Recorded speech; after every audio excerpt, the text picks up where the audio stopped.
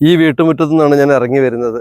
നോക്കിക്കേ, ആ ഇടവഴി കംപ്ലീറ്റ് പുല്ല് നിറഞ്ഞിരിക്കുകയാണ്.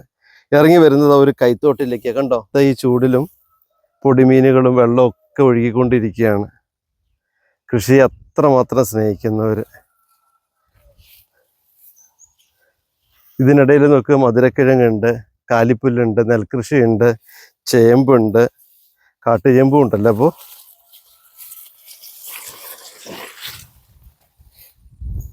നാട്ടിൻപുറം നന്മകളാൽ സമൃദ്ധം എന്ന് പറയുന്ന ഇതുകൊണ്ടാ. എത്രമാത്രം ജീവികൾ ഇതിൽ ജീവിക്കുന്നുണ്ടെന്നറിയോ? ഈ വെള്ളം നോക്കൂ.